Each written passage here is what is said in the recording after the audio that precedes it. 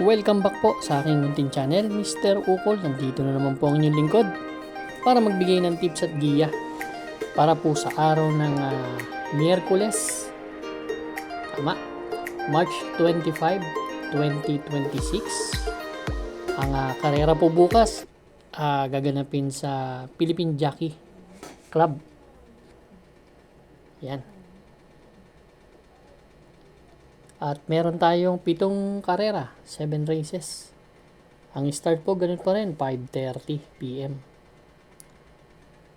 Shoutout po Doc Nable, si Milya na dyan sa Lourdes Hospital, Kuya Buboy. Dadalaw ako, Doc, pag next time, pag may time po na maluwag-luwag tayo. Magkapatid na Deo and Larry Yuson, lalo na dyan sa Galas, no? Mga Galaseño. Shoutout po sa inyo lahat. Boss RB Borja. Shoutout din kay Joseph Tawasil ng Batang Malate. Bonifacio Amper Jr. Severino Logrono. Shoutout kay Barere. Reyna Lee. Rihanna. Binabati kay ni Reynaldo Pineda. Shoutout din kay Mr. Manuel Tandes at si Magellan ng Santa Cruz, Laguna. Shoutout sa inyo lahat, pati yung mga regular supporter natin, shoutout. Race number 1, ito po yung start ng ating winner take all event. Covers races 1 to 7 po. Meron tayong 10 entries but 8 in betting options lang tayo. 1,200 meters na distansya. 3-year-old and above maiden race. Placers, itong karera na to. Yan. Iba dito, medyo veterano na. Pero gustong gusto ko dito yung entry number 1, si Macintosh or Macintosh. Itong race number 1, yung uno, last galing sa dalawang sunod na segundo to. Medyo mabibigat ang mga nakakalaban kasi nito. Last December 14, segundo to kay Isabel. Nagtala ng 126 sa 1,400 meters. Then last December 31 lang, no? Segundo naman yan kay Tiger City. Nagtala po ng 1.12 sa maiksing karera. 1,200 meters. Same rider na sasakay. Kung may makursunada kayo, dagdag lang, pero sosolohin ko po ito. Entry number 1, Macintosh or Macintosh. Good luck po. Race number 2 na po tayo, bayang karerista. Pick 6 event covers races 2 to 7. Dito naman, meron tayong 6 entries, 1,200 meters ulit na distansya. 42 to 56 split. Yung grupo na to. Ito medyo kalat ng bentahan dito, no? Ang first choice ko po dito, yung entry number 5 na si River South. Si River South. Maganda po yung tinakbo na karaan nito. Galing po sa panalo yan. Last March 13 lang, no? Nagdala ng 113.6. Si Enfuego po nakakalaban. Medyo hindi ganun kataas ang grupo ni River South, pero siya yung nakikita ko medyo tumatakbo na maayos dito, no? Second choice ko po number 6, si 911. Tumataas ang grupo nito, eh. Baka pwedeng malamado to dito, yun lang ang tansya ko, tumatakbo to kaila kaila Upscale Bell, kaila Sea Rise yung nakaraan.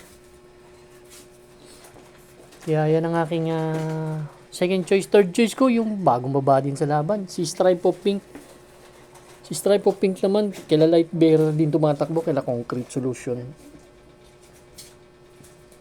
Pero last February 15, no, tumakbo rin yan kaila Lap in the Rain Amazing. Kaya yung grupo niya mga yan medyo matataas. Race number 2 po, ang first choice number 5, River South. Second choice number 6, 911. Third choice po number 2, Stripe of Pink. Good luck po. Race number 3 na po tayo, bayang karerista. Ito naman po yung ating pick 5 event. Covers races 3 to 7. We have 8 entries but 7 in betting options lang. Isa na naman napakagandang karera, no? Ang first choice ko po dito si Rapido. Itong Gray Galloper dito. Si Rapido galing lang sa panalo yan last March 11. medyo matagalan ang bakasyon pero pagtakbo nanalo agad eh, kaya may impressive sa akin yung ganong kabayo. Ibig sabihin maganda kondisyon ito. Ang tinalo nito si You Can Bet On Me, nagtala po ng 112.8 at nakapigil po yan si Rapido. Sakay ni JB Hernandez din. Kaya yan ang aking first choice. Ang second choice ko, maganda yung tinakbo nakaraan, si War Emblem. Nung nanalo yan, nagtala ng 126.4. Si Blue Note po ang tinalo niya na last February 14. Third choice ko naman si Georgia. May best time po na 1.26 din sa 1,400 meters. Kaya magagaling itong mga kabayo na to eh. Kung may mga kursunada kayo, dagdag lang tayo. Race number 3 ang first choice. Entry number 8, Rapido. Second choice po, number 1, War Emblem. Third choice po, number 3, Georgia. Good luck po. Race number 4 na po tayo, Bayang Karista. Ito naman po yung ating Pick 4 event covers races 4 to 7 po. Dito naman, meron tayong 6 entries, 1,200 meters distansya, 42 to 56 split na grupo. Yan, ito, karera na to.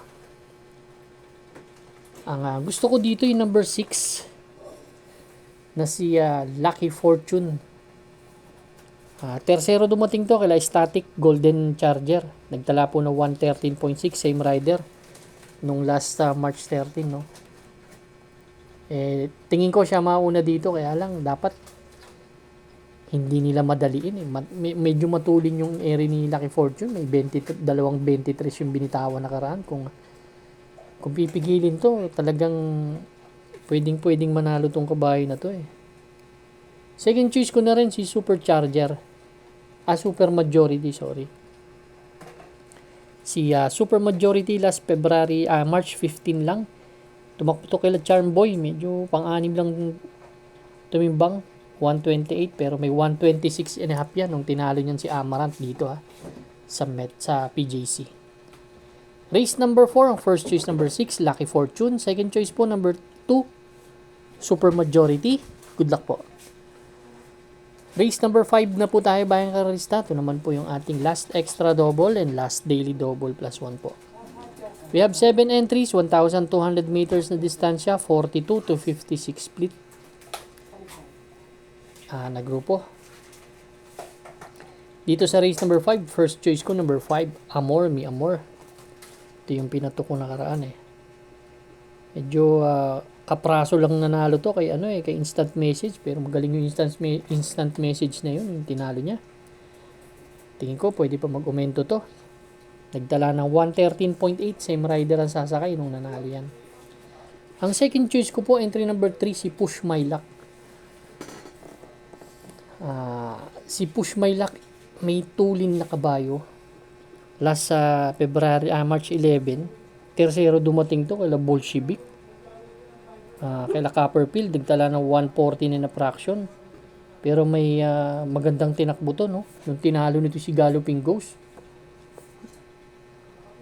May chamba po yan Si Galloping Ghost din ng tinalo niya, kaya bigat-bigat. Magbibigay ako ng third choice. Ito, isa rin sa mababa sa laban, si Carried Away. Ang problema lang kay Carried Away, katatakbo lang ng vicious run, pero ang ganda ng post position naman. Mataas ang grupo ng nakakalaban ito eh. Tingin ko nga kung maayos-ayos ang kondisyon ni kabayo, talagang malaking chance ang manalo. Race number 5, first choice number 5, Amor Mi Amor. Second choice number 3, Push My Luck. Third choice po number 7, Carried Away. Good luck po. Race number 6 na po tayo, Bayang Karista. Ito naman po yung ating the penultimate race. 7 entries, 1,200 meters distance, 42 to 56 split na grupo. Dito, makakita tayo ng maraming matulin. Nandito si Black Prism, si West Tower, Oblada. Tapos may mga deremate, sila Queen Gabi, Instant Message. Yan, sila Amanisaman. First choice ko po, yung number 7, si Queen Gabi. Segundo nakaraan to kay Boy Hulo. Medyo mataas ang nakalaban na. Sila Boy Hulo Durian, sila Andy Byrne, last March 14. Nagdala ng 126 in a fraction. 126.6 to be exact. Pero may 1.13 po yan dito Kung inaakala nyo hindi pa nananalo ng 1,200 meters dito yan, nanalo na po yan dito.